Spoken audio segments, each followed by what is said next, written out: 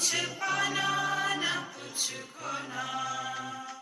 Who asked you live at zero complete level? मौज में रहो, be happy.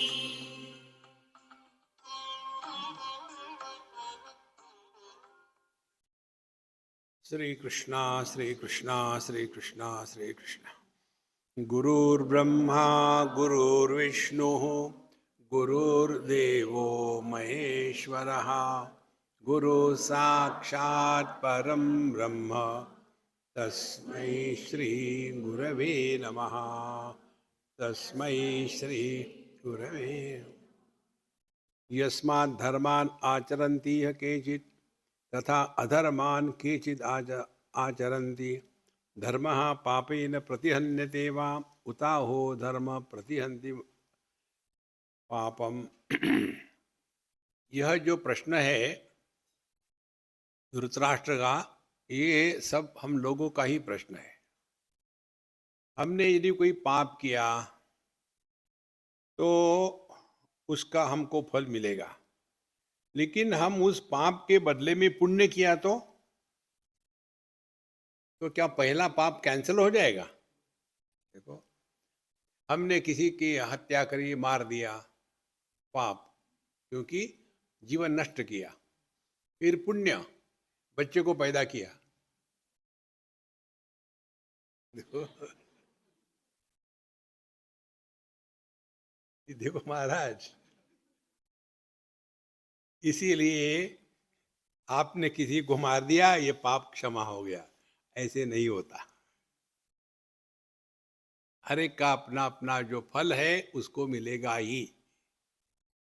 इसलिए इस प्रश्न को लेकर के शरद कुमार जी कहते हैं, तस्मिन् स्थितो वाप्य उभयम ही नित्यम.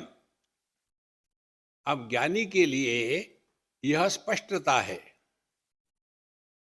कि चाहे पाप हो चाहे पुण्य हो, ये दोनों के दोनों ज्ञानेन विद्वान प्रतिहंति सिद्धम.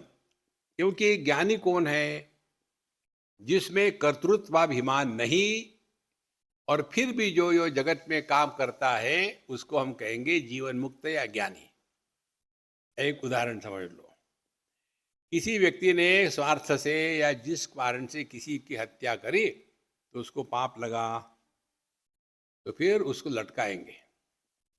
अच्छा, दूसरा व्यक्ति है जिसका काम ही है लटकाना, जल्लाद जिसको कहते हैं, द हैंगमैन.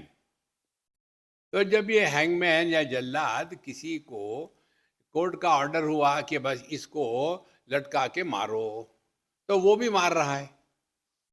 तो एक ने मारा, दूसरे ने भी मारा, लेकिन पहले ने जो मारा उसमें मैं था, और दूसरे में मारा उसमें मैं नहीं है.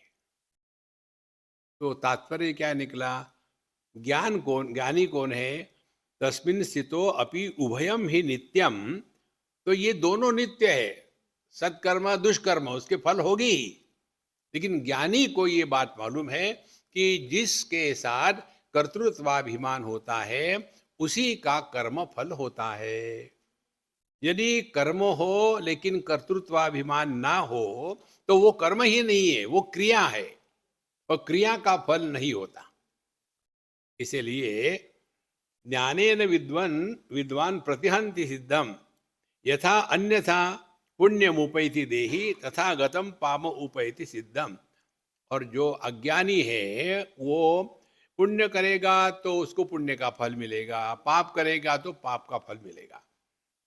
इसीलिए इन सब चीजों से यही सीखना है कि हम जो भी करते हैं उसमें हमारा मैं कितना है. जितने भी कर्म क्रिया उसके साथ मैं लगा है, ऐसे मैं को इस कर्म का फल मिलेगा. और यही हम सब करते हैं. इष्टापूर्तम मन्यमाना वरिष्ठम नान्य श्रेयो वेदयन्ते प्रमूढ़ाः नाकस्य पृष्ठे सुकृतेन भूत्वा इमं लोकम हीनतरम वा विशन्ति. आनंदा नामते लोका अंधेन तमसावृता तागमस्ते प्रत्याभिगच्छन्ति ये के चात्महनो जनाः। देखो गीता में उपनिषदों में ये आता है, ये भाष्य में है, आपकी पुस्तक में नहीं है। ढूंढो मैं कहाँ गए कहाँ गए कहाँ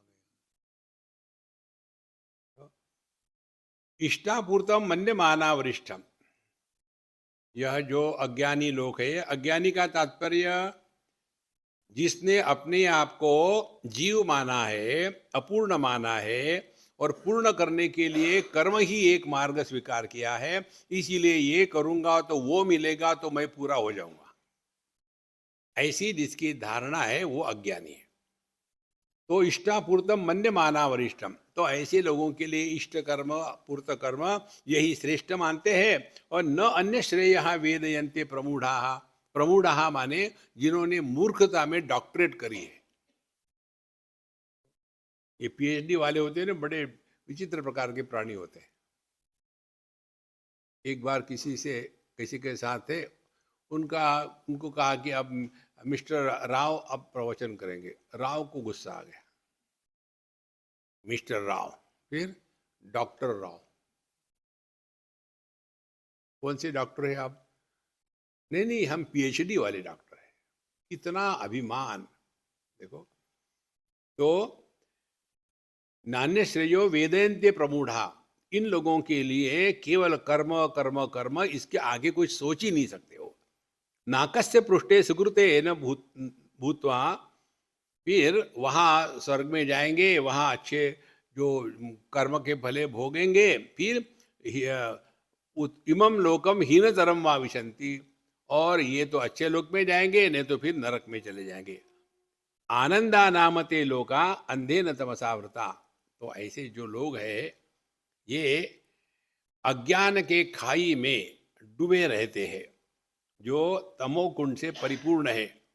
तागंस्ते प्रत्याभिगच्छन्ति ये केच आत्महनो जनाः। अब ध्यान से सुनना, आत्महनः, जिन्होंने आत्महत्या करी है वो। देखो शास्त्रों के शब्द जो होते हैं ना, उसकी सूक्ष्मता जब तक हृदय में प्रकट नहीं होती ना, तो शब्द जालम महारण्यम चित्त भ्रमण कारणम हो जाता है। आत्मा की तो हत्या हो ही नहीं सकती, आत्मा तो अमर है। तो यहां जब कहते हैं ये केच आत्मा अनोजनाः, देखो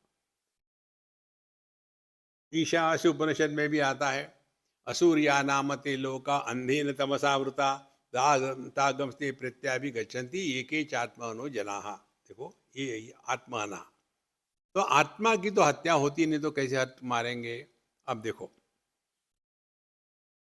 यदि ये माइक का प्रयोजन ये है कि हमारी आवाज आपके पास अपनी खिचड़ी ना मिला करके सुनावे, तब ये माइक ने अपना कार्य पूरा किया है।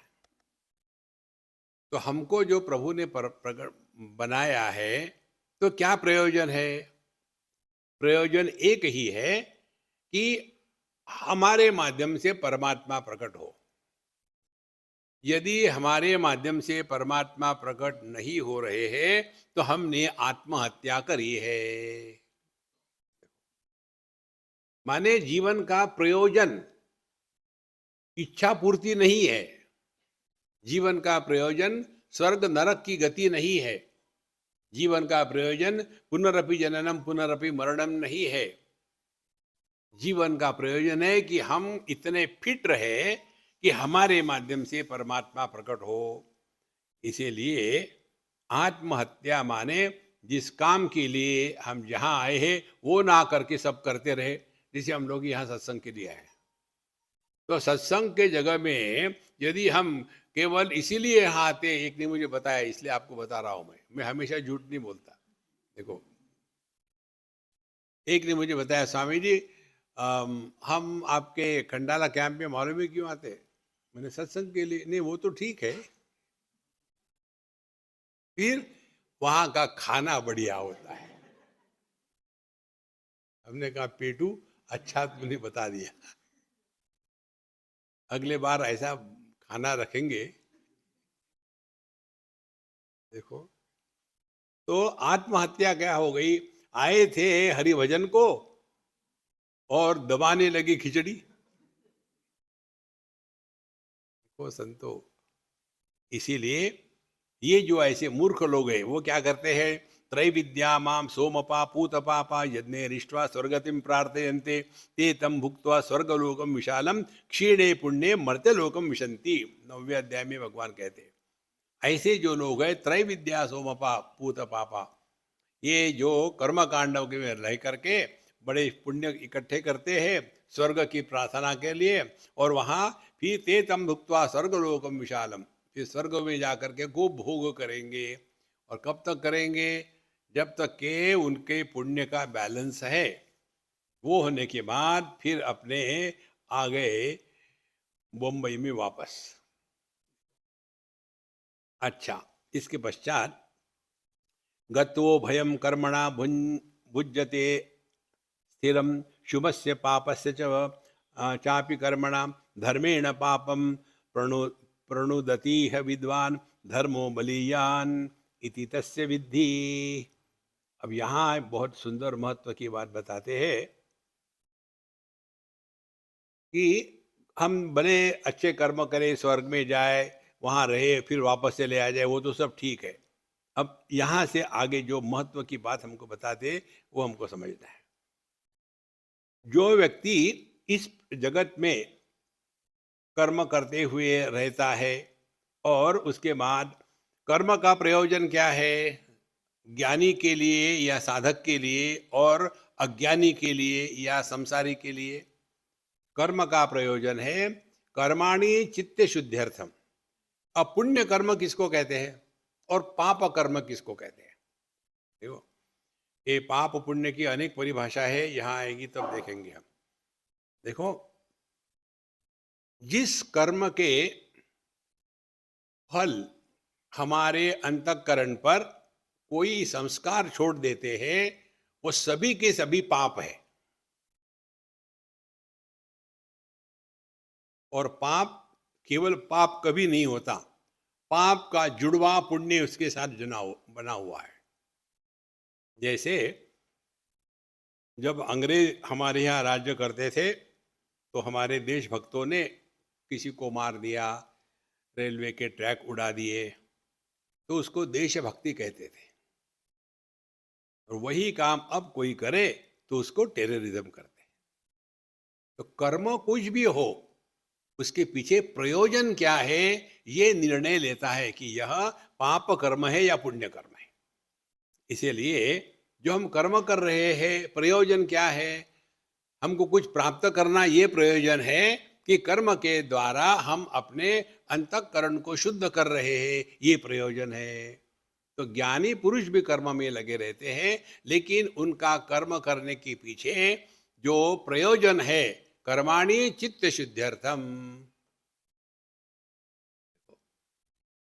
अब कैसे अंतःकरण शुद्ध होगा?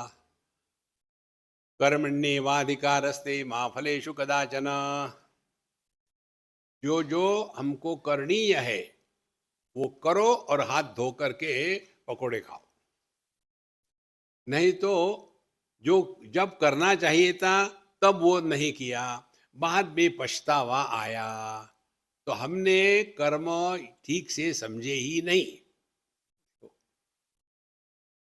कर्म का तात्पर्य अंतःकरण की शुद्धि। अंतःकरण की शुद्धि माने हमने जो किया उसका अभिमान नहीं, और जो नहीं किया उसकी ग्लानि नहीं। ये दो बोझे होते हैं मनुष्य के मन पर। इसीलिए व्यक्ति यदि परमात्मा के लिए कर्म करे, योगिनः कर्म कुर्वन्ति संगम त्यक्त्वा आत्मशुद्ध है। आत्मा की शुद्धि यही है कि किसके लिए कर्म कर रहे हैं, तो परमात्मा के लिए। इसीलिए यदि हम अपने सभी के सभी कर्म ईश्वर के प्रति समर्पण भाव से करेंगे, तब उसके द्वारा संसार धर्म से मुक्त होने का एक मार्ग मिल जाता है। और यदि हम कर्म इसलिए करें कि हमको स्वर्ग में जाना है, ये मिलना है, वो मिलना है, तो वही कर्म हमको कर्म फल में बांध करके इस जगत में लटकाते हैं। और इस प्रकार कर्म के बारे में स्पष्ट हमको जानना आवश्यक है कि कर्म करो, लेकिन उसका प्रभाव कहाँ पड़ रहा है? 3 जगह में पड़ता है। हम बोल रहे हैं ये कर्म है, वाणी कर्मेंद्रिय है। हम बोल रहे हैं ये कर्म है।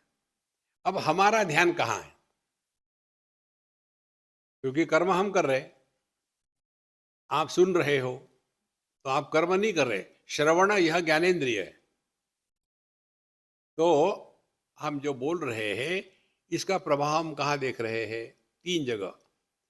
या तो हम देखेंगे कि आप हमारा बोलना, सत्संग सुन करके अपना भला करते हो, सुधर जाते हो। एक, यहाँ हमारा ध्यान हो सकता है। दूसरा, हमारा ध्यान हो सकता है कि मैं लेक्चर दे रहा हूं, लेकिन ये लोग समझते नहीं। दूसरे जगह ध्यान हो सकता है। तीसरे जगह में ध्यान होगा कि जो मैं सत्संग कर रहा हूं, इसका प्रभाव मेरे मन पर क्या हो रहा है? कर्म तो वही है। देखो, यदि मेरा ध्यान आप पर होगा कि मैं इतना गला फाड़ फाड़ करके बोलता हूं, लेकिन लोग सुधरते नहीं, तो प्रभाव क्या होगा? मैं जीवन में फ्रस्ट्रेट हो जाऊंगा। ये माँ बाप फ्रस्ट्रेट होने का कारण यही है। इतना इसके लिए किया, बच्चा जब था कौ कौ कौ कौ कौ, अब पूछता नहीं मुझे कोई। रोते रहो। जो माँ बाप रोते हैं ना, उन्होंने माँ बाप का काम किया ही नहीं है, इन्वेस्टमेंट करी थी। देखो, never justify and condemn your children, they are your children.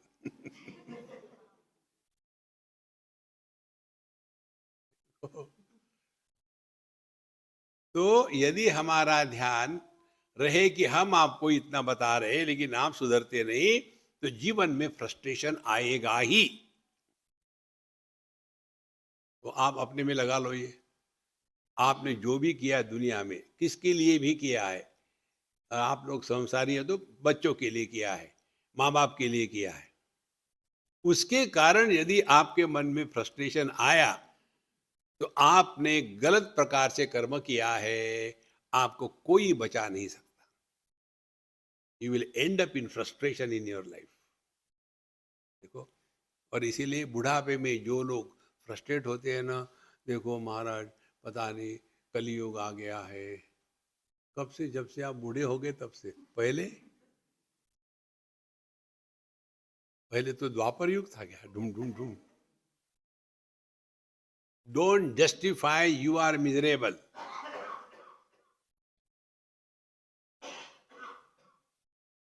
आप इतना लेक्चर देते हो स्वामी जी, लोग सुधरते नहीं, आपको दुख नहीं होता क्या? तो हमारा उत्तर क्या होगा? हमको कोई पागल कुत्ते ने काटा है दुख होने के लिए? हम नहीं चाहते लोग सुधरे, दुखी बने रहे, तब मेरा मार्केट बना रहेगा। जिस भगवान ने दुनिया बनाई, वो अपने दुनिया को सुधार नहीं सका। हमारे लेक्चर सुधारेंगे दुनिया को? ये मैन्युफैक्चरर्स डिफेक्ट है, और मैन्युफैक्चरर भी इसको ठीक नहीं कर पा रहा। लो, तो जब हम कर्म करते हैं, तो हमारा ध्यान कहाँ है? तो दुनिया पर होगा तो फ्रस्ट्रेशन गारंटीड।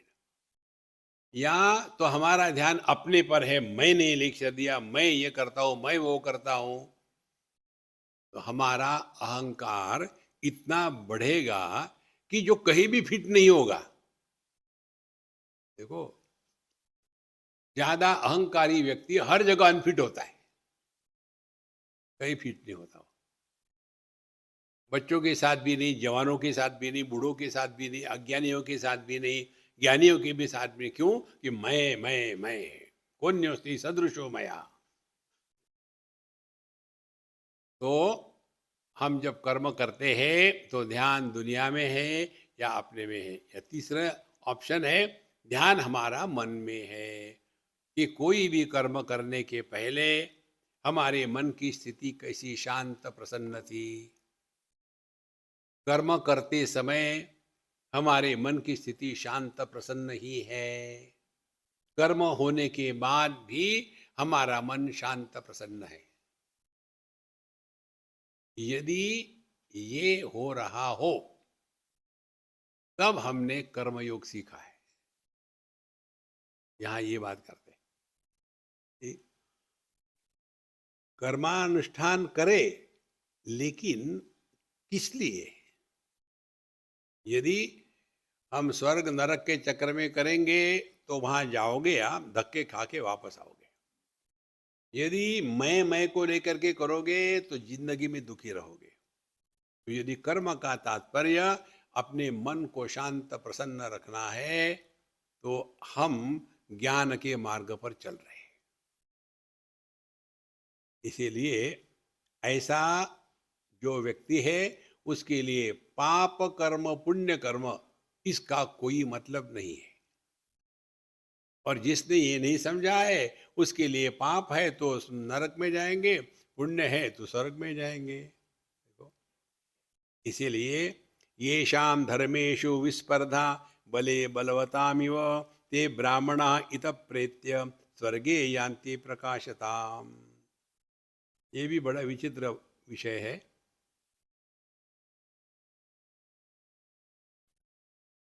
कई लोग स्पर्धा करते हैं। देखो, यहाँ उदाहरण दिया है उन्होंने, येषां धर्मेषु विस्पर्धा। हमने राम मंदिर के लिए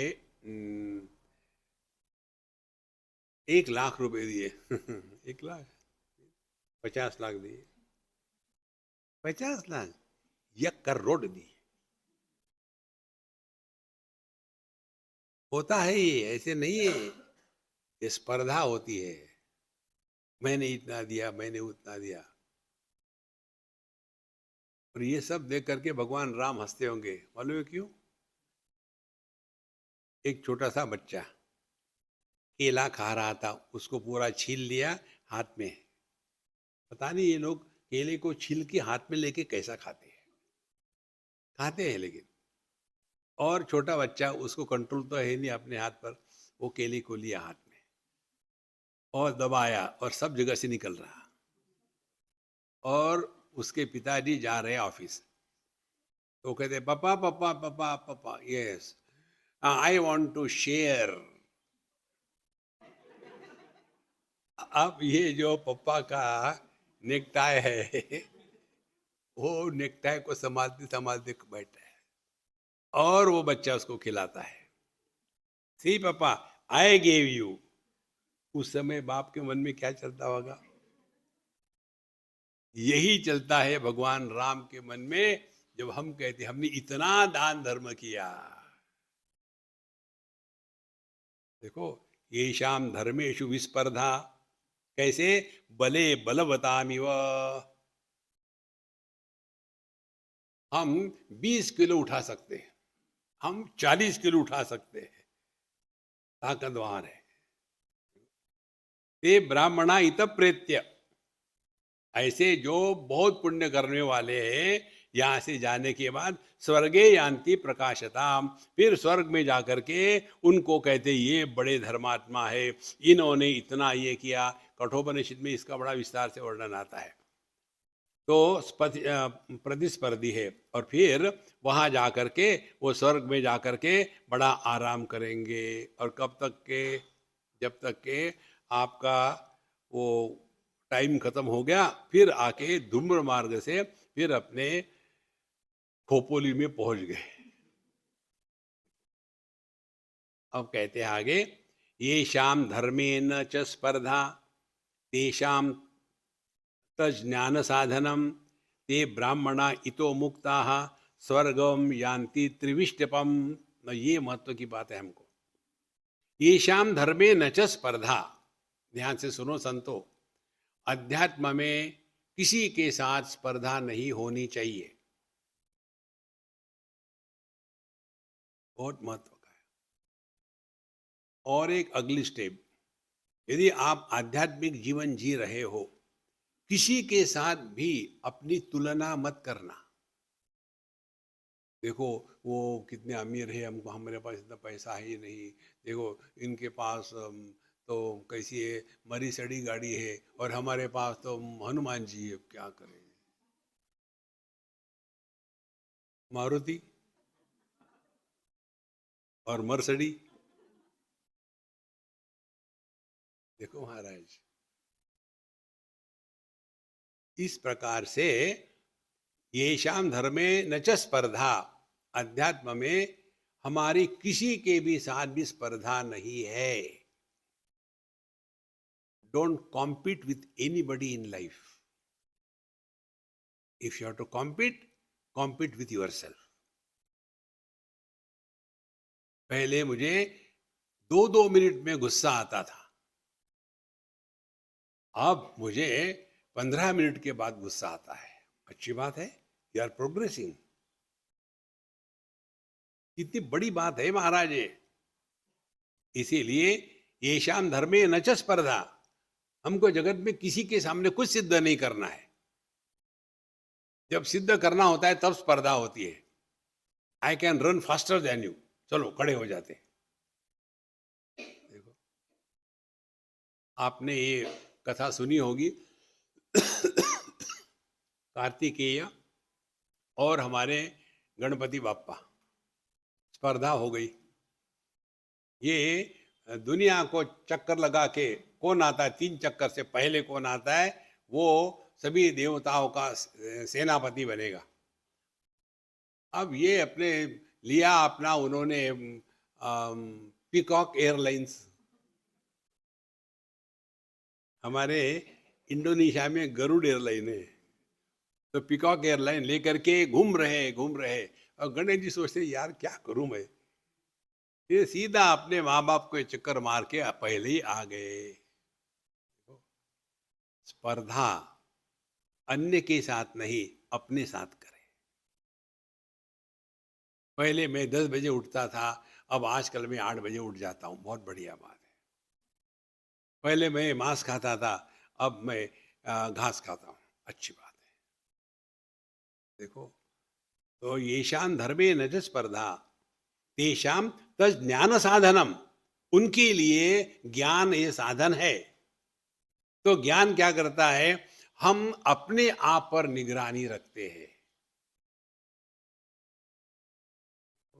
दूसरे पर नहीं रखनी। कौन क्या करता है, क्यों किया, कैसे किया। हम लोगों के जैसे नहीं है सुबह सुबह उठ करके मांस खाते, हम तो शाम को ही खाते हैं। ये बहुत बड़ी साधना है महाराज, किसी के साथ कंपटीशन नहीं करना, यही ज्ञान मार्ग है। तस् ज्ञान साधनम ते ब्राह्मणा इतो मुक्ताः, फिर वो इस जगत से ऑलरेडी मुक्त हो ही समझे, हो ही गए। मुक्ताः स्वर्गे यान्ति, वो स्वर्ग में जाते। कौन सा स्वर्ग है, त्रिविष्टपम। अब त्रिविष्टप स्वर्ग क्या है ये समझना है। तो एक तो है साधारण व्यक्ति अनेक प्रकार के कर्म करके स्वर्ग में जाता है और फिर वहां से वापस आता है। ये दूसरे जो ज्ञानी, ये भी धर्म में लगे हैं, लेकिन इनका धर्म किसी के साथ कंपटीशन नहीं है, वो अपने साथ ही कॉम्पीट कर रहे हैं। तो ऐसे जो अपने साथ कॉम्पीट करते हैं वे पहुंच जाते हैं स्वर्ग। तो दोनों भी स्वर्ग पहुंच गए, लेकिन उनका स्वर्ग नश्वर है। क्षीणे पुण्य मर्त्य लोकम विशंति। इनका स्वर्ग कौन सा है, त्रिविष्टपम। अब ये त्रिविष्टप स्वर्ग जो है इसको बहुत बढ़िया बताते हैं। त्रि माने 3, तो 3 क्या है देख लो दुनिया में। एक तो है 3 गुण, सत्व रजस तमस। तो त्रिविष्टप स्वर्ग माने जो ये 3 गुणों में रहते हुए भी 3 गुणों के द्वारा प्रभावित नहीं होते।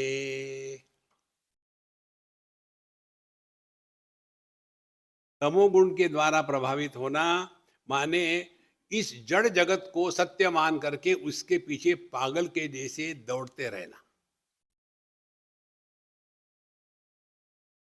आपको ये समझने के लिए कहीं जाने की जरूरत नहीं, अपने खंडाला में या लोनावाला में घूमो आप, इतनी सारी बिल्डिंग बनी हुई है, उसमें चौकीदारों की सिवा कोई नहीं रहता।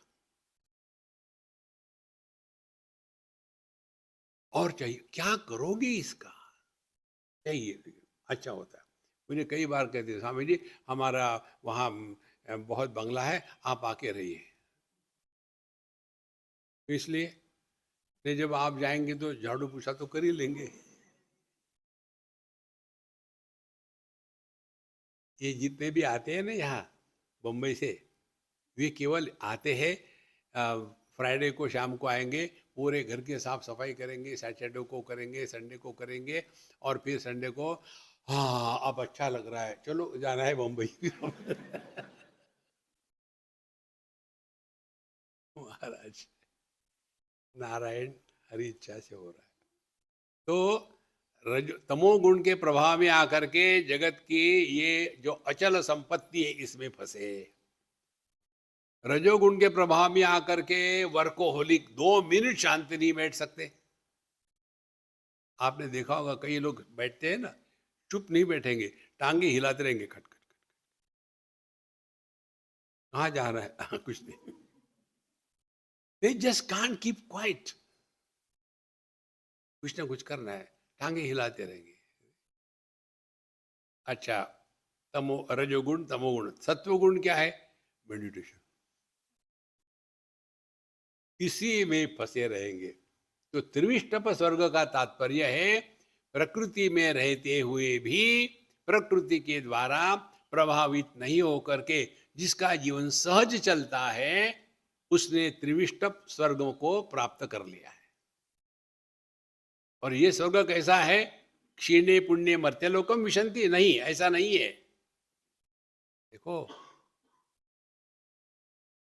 अब त्रिविष्टप का दूसरा अर्थ क्या है? दूसरा अर्थ बताते। त्रिविष्टप माने हमारे 3 अनुभूति के क्षेत्र है, जागृत स्वप्न सुषुप्ति। तो ये यहाँ का स्वर्ग क्या है? जागृत में रहते हुए भी सुखी दुखी नहीं होगे, जागृत में स्वप्न के अनुभूतियों को खींच के ला करके दुखी नहीं होगे, और सुषुप्ति सत्संग में नहीं सोएंगे। क्या आपका दोष नहीं है, ये साबुदाने की खिचड़ी का दोष है।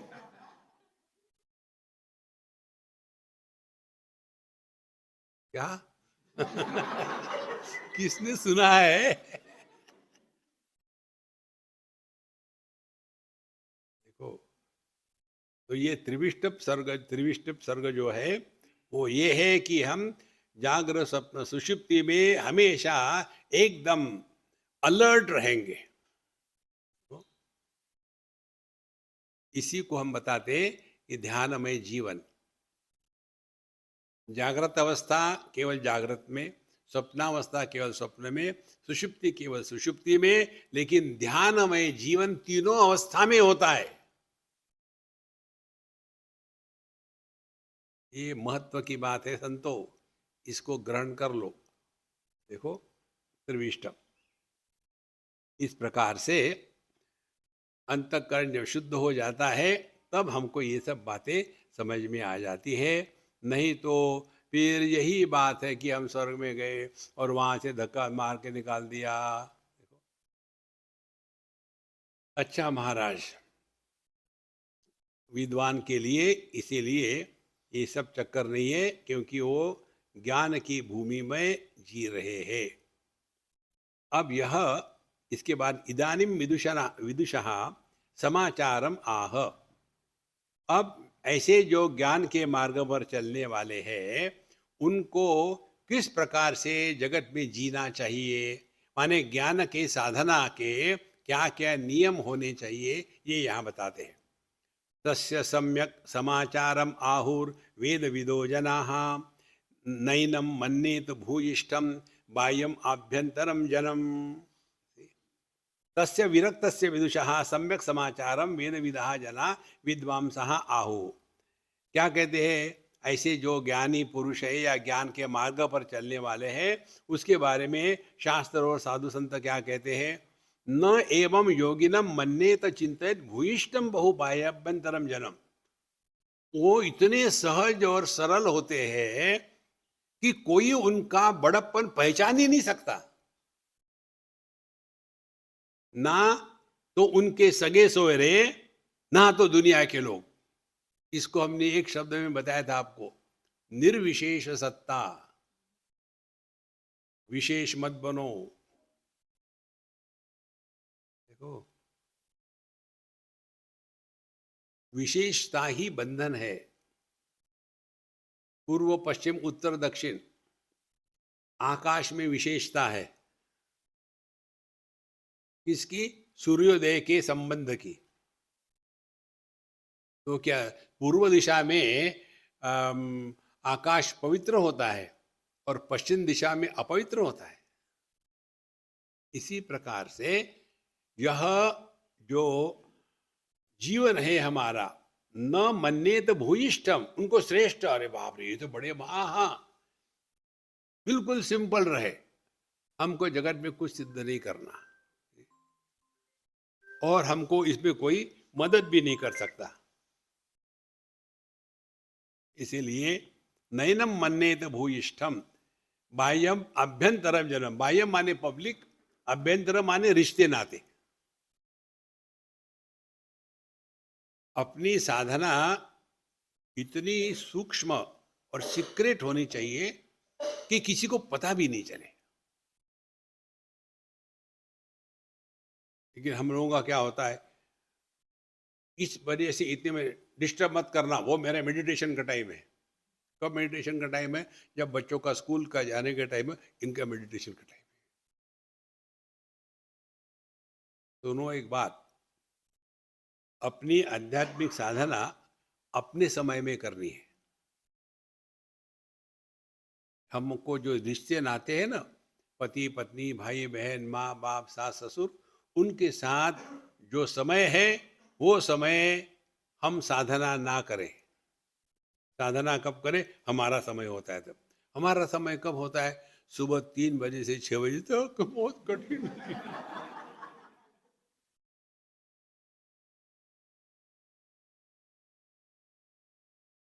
देखो, अपने समय में करो साधना,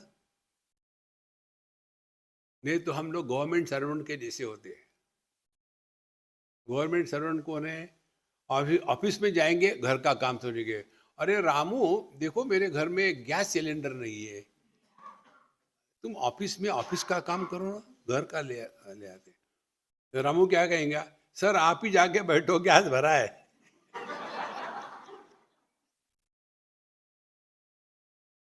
देखो,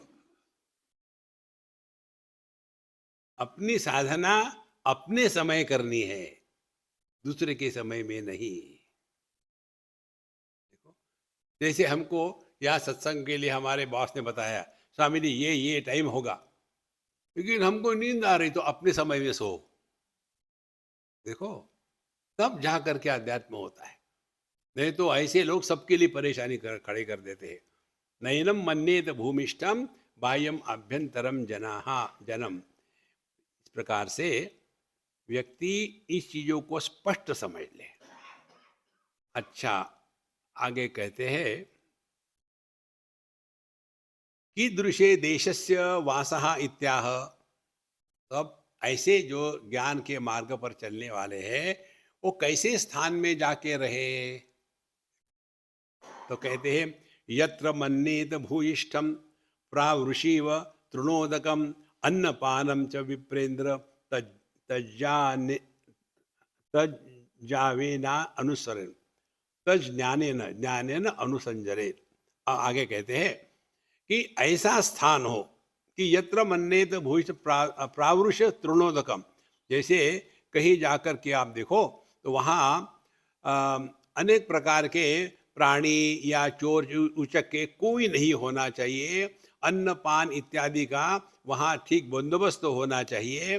और ऐसे जगह में जाकर के हमको अपनी ज्ञान साधना करनी चाहिए। देखो, हमको कहते स्वामी जी आप लोगों के तो जो है ना इतना पैसा देना पड़ता है। तो हमने कहा वो पैसा मेरे ही जेब में जाता है, जितना खाते हो कहाँ जाता है वो।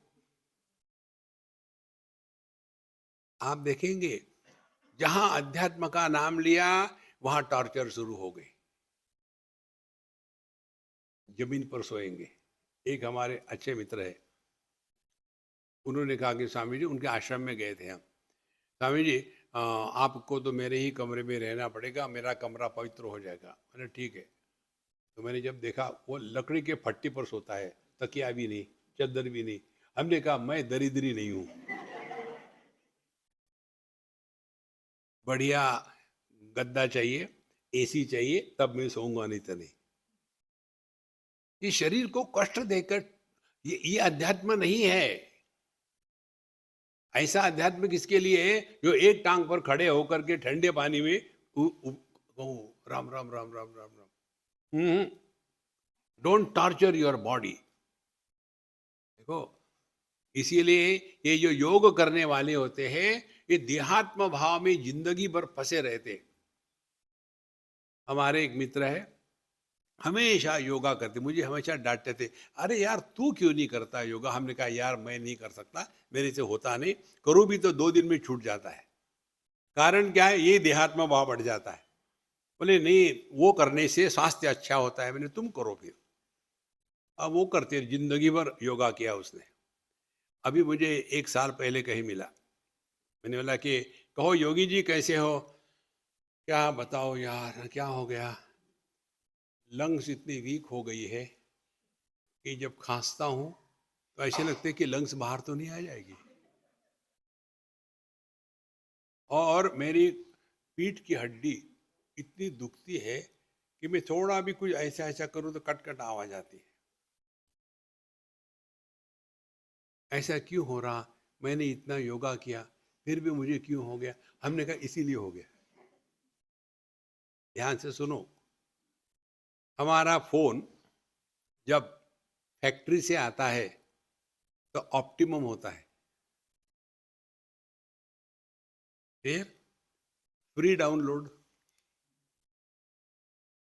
और इतने फ्री डाउनलोड कर लेते हैं कि वो फोन इतने एप्स को हैंडल करने के लिए समर्थ नहीं होता। हर एक की एक कैपेसिटी होती है। फिर क्या करेगा फोन, हैंग अप करेगा। यही होता है। योग शास्त्र के अनुसार हर एक शरीर इतने बार सांस लेगा, ये निश्चित होता है। कौन से शरीर ने कितने बार सांस लेनी है, ये पहले ही उसके सॉफ्टवेयर में लगाया होता है। और आप उस जो ओरिजिनल सेटिंग है उसको बिगाड़ दो। क्या कहते हैं उसको, भस्त्रिका।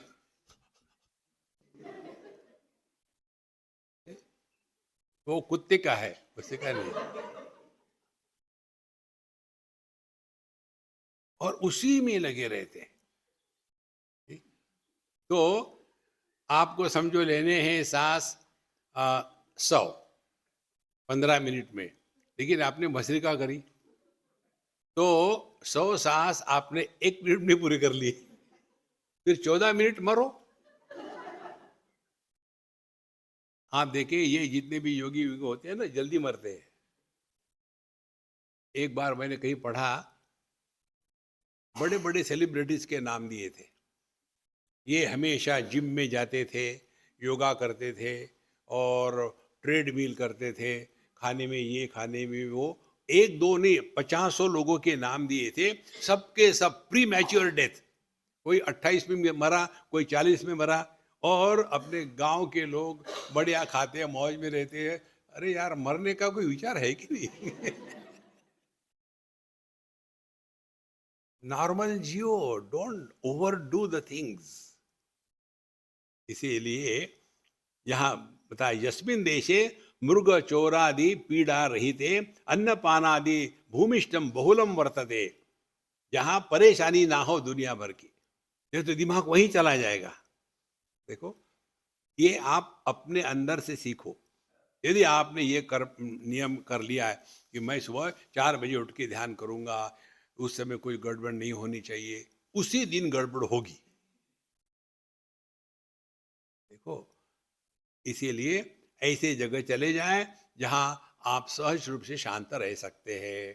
तो कौन सी जगह, घर छोड़ के चले जाए, हाँ, अपने ही घर में रहो, टाइम चेंज करो। जब सब के सब सोते हैं तब आप उठ करके ध्यान करो, और जब सब जग जाते हैं तब आप सो जाओ। देखो, साधना भी होगी और काम भी नहीं करना पड़ेगा। स्वामी जी आपको क्या सिखा, हमको सिखा दे, हम ऐसे ही करते हैं। देखो महाराज, फिर अन्न पानादि भूमिष्ठ बहुलम, खाने पीने के लिए ठीक होना चाहिए। हम आपको हमारा सिद्धांत बताते हैं, पेट भर के रखो, दिमाग खाली रखो। हम लोग पेट खाली रखते और दिमाग में खाने के बारे में ही सोचते। कल एकादशी है तो आज जरा ज्यादा ही खा ले तो ठीक रहेगा। फिर एकादशी के दिन क्या खाना है, साबुदाना खिचड़ी की वड़ा बनावे, या उसके पकोड़े बनावे, या उसके पूरी बनावे, पूरी बनाते हैं उसकी, और आलू की सब्जी बनाएगी, हल्दी नहीं डालेंगे, बाकी तो ठीक है। तो जो खाना पेट में जाना था वो दिमाग में गया, रॉन्गली प्लेस्ड।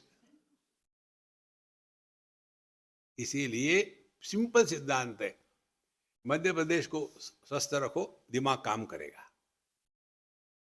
अपने आप को टॉर्चर मत करना। और ये टॉर्चर इसलिए करते हैं, ये इनका ज्ञान होता है ये गूगलानंद से, नहीं तो फिर यूट्यूब से। देखो यूट्यूब में आया है, ऐसा कर, इस चक्कर में मत पड़ो, अपने आप को देखो। सहजता से रहना चाहिए। इतना खाओ कि खाने के बाद नींद न आए। हाँ, कौन सुनता है? ये हमने आपको सिद्धांत बताया है, जितना खा सकते हो उससे आधा खाओ। ध्यानमय जीवन, जितना खा सकते हो आधा खाओ। इसके लिए एक प्रयत्न करना, कई महात्मा लोग ऐसा करते हैं, एक ही बार लेते हैं वो, दूसरी बार नहीं लेते।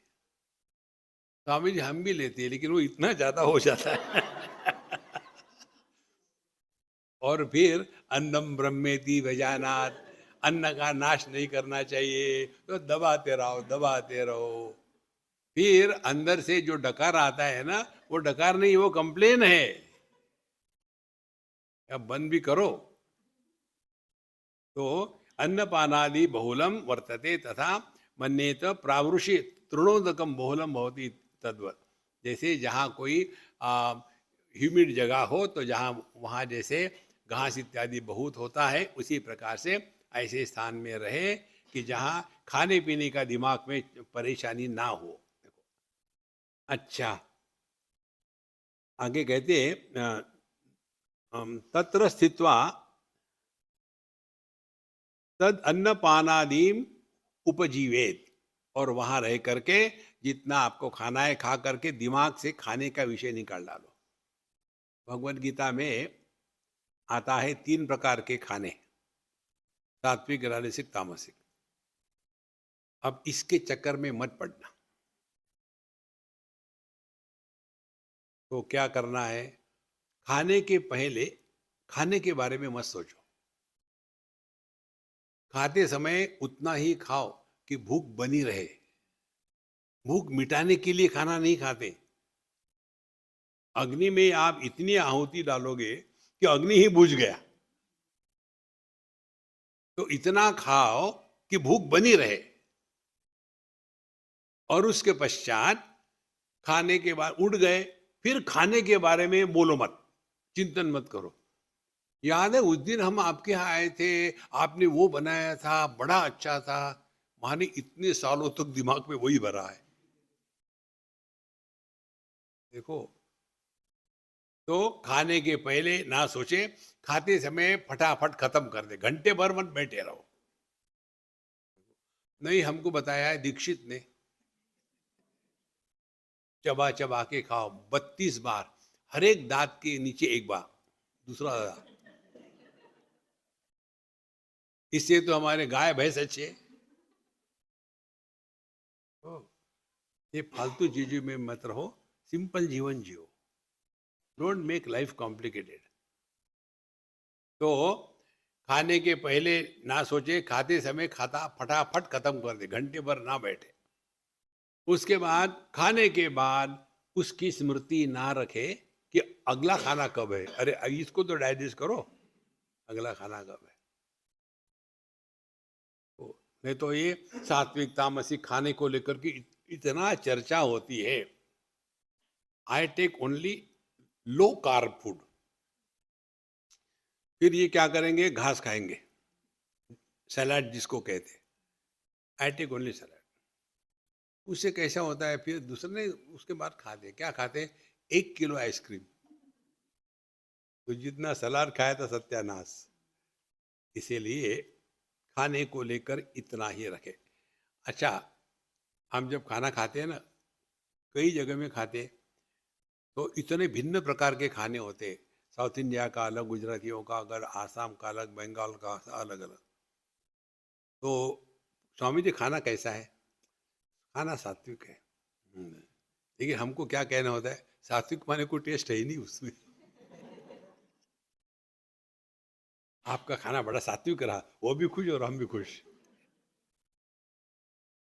इसीलिए तत्र स्थित्वा अन्नपानादिम उपजीवेत, वहां रह करके खाना खाए ठीक से, और न अनुसंजरे संतप्त अन्यथा अन्नपानादि रहित देशे कथम नाम देह यात्रा सिद्धेति इति संतप्त भवेत ततश्च न योग सिद्धि। यदि आप बैठे हो और दिन भर यही विचार करें खाने को क्या मिलेगा, खाने को क्या मिलेगा, तो क्या आप आध्यात्मिक साधना कर रहे हैं? तो महाराज, तो कैसे स्थान पर रहना है, कैसे खाना खाना है, और आगे कहते तत्रापि एवं विद जन समीपे वास इत्याह।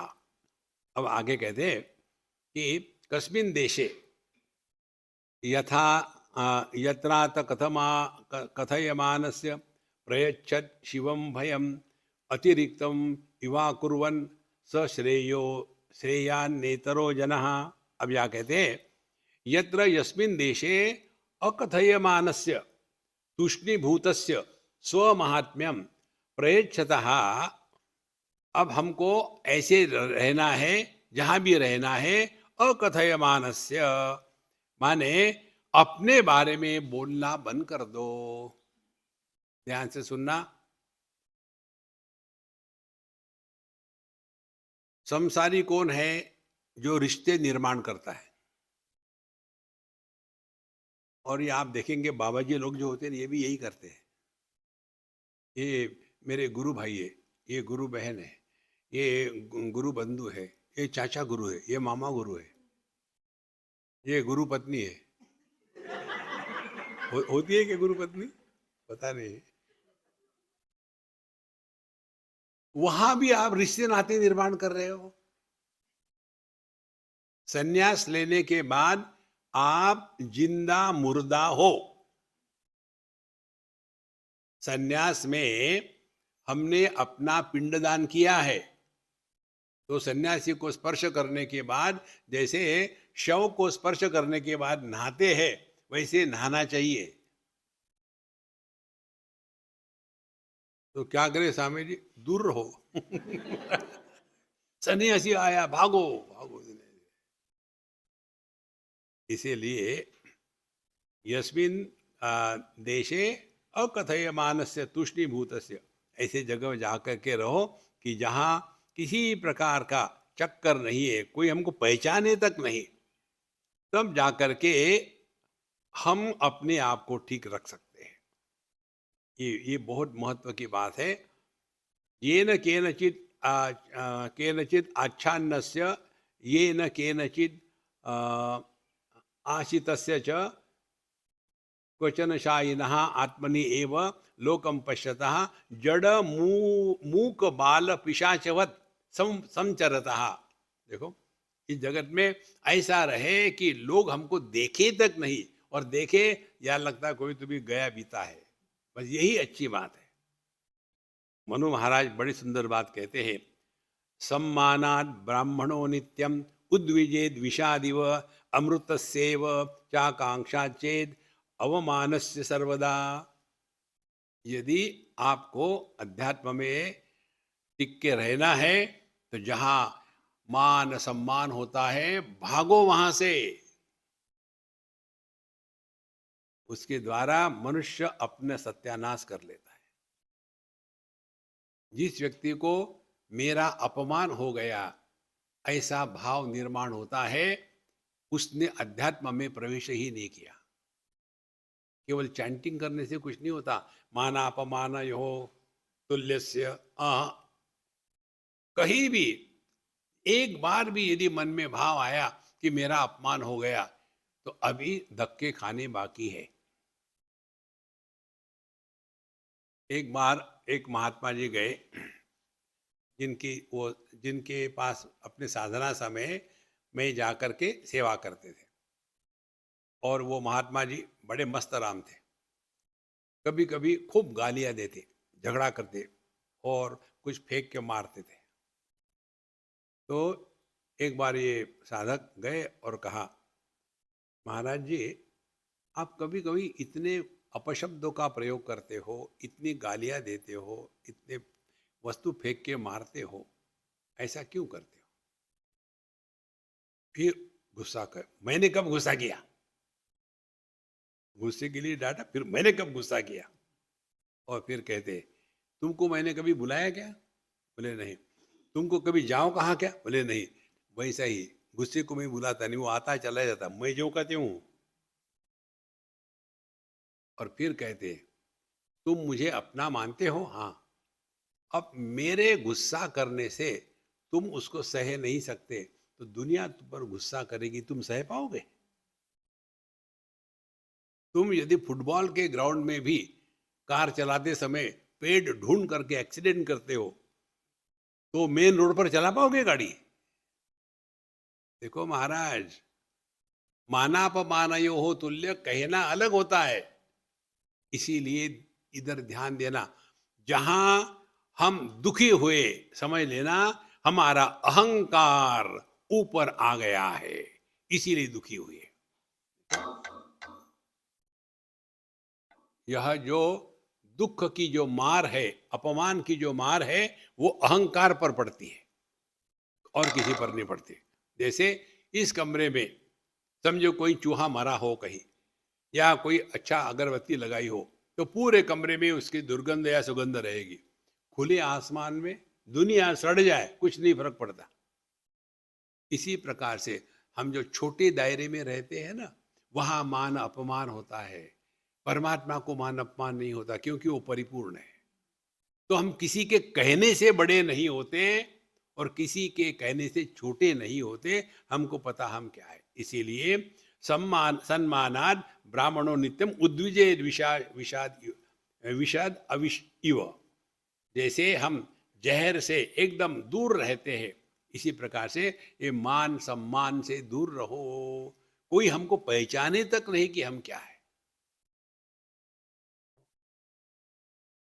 ज्ञानी बनकर के नहीं घूमना दुनिया में। अमृतस्य एव च आकांक्षात् से चेत एव अवमानस्य सर्वदा। यदि तुम अपने जीवन में अध्यात्म में निष्ठा प्राप्त करना चाहते हो, तो ध्यान से सुनना, हमारे जीवन का हर एक अनुभव आध्यात्मिक परीक्षा होता है। हर एक अनुभव, कहीं मान है, कहीं अपमान है। कोई बोलेगा, कोई नहीं बोलेगा, कोई आदर करेगा, कोई तिरस्कार करेगा। हर घटना, हर अनुभव हमारी आध्यात्मिक परीक्षा है, और हमको उसमें 100/100 लेने हैं, 99 नहीं। हर एक परीक्षा में पास होना है। तो कैसे पास होना है? किसी ने अच्छा कहा तो फुदकना नहीं, किसी ने बुरा कहा तो रोना नहीं, क्योंकि हमको पता है हम क्या है। जो व्यक्ति इस मान अपमान के द्वारा प्रभावित होता है, अभी उसको और धक्के खाने बाकी है।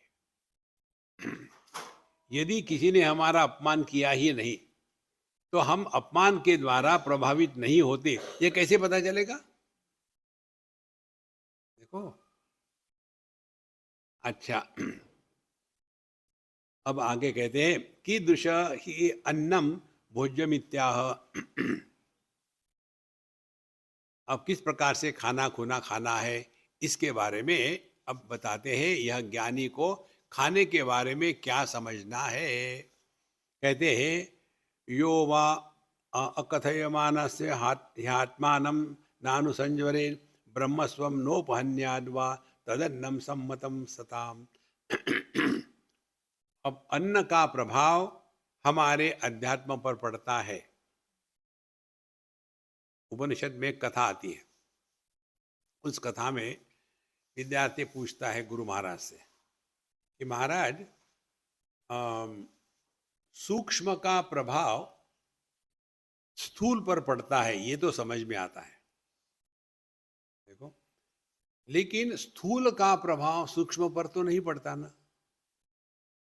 देखो, स्थूल पृथ्वी, सूक्ष्म आकाश, तो पृथ्वी का प्रभाव आकाश पर नहीं पड़ता। हाँ, तो फिर हम ये अन्न को खाने को लेकर के इतना क्यों महत्व देते हैं? क्योंकि मन तो सूक्ष्म है, अन्न तो स्थूल है। तो गुरु महाराज ने कहा चेले धन्य हो तुमने बहुत अच्छा चिंतन किया है। अच्छा, इसके बारे में बाद में बात करेंगे। मैं जरा भूल गया हूँ, मुझे ये बताओ, ये जो क्या कहते पुरुष सूक्त, मुझे याद ही नहीं आ रहा, जरा चैंटिंग करके दिखाओ। तो शुरू हो गया, ओम सहस्रशीर्षः पुरुषः सहस्राक्ष सहस्रपाद स भूमि विश्वतो वृत्वा अत्यतिष्ठ दशांगुलम पुरुष एवेदगम सर्व खट खट खट खट पूरा कर दिया। उसके बाद क्या हुआ? अगला एपिसोड, ओम पूर्णमदः पूर्णमिदं पूर्णात् पूर्णमुदच्यते पूर्णस्य पूर्णमादाय पूर्णमेवावशिष्यते। ओम शांति शांति शांति। हरि ओम। श्री गुरुभ्यो नमः। हरि ओम।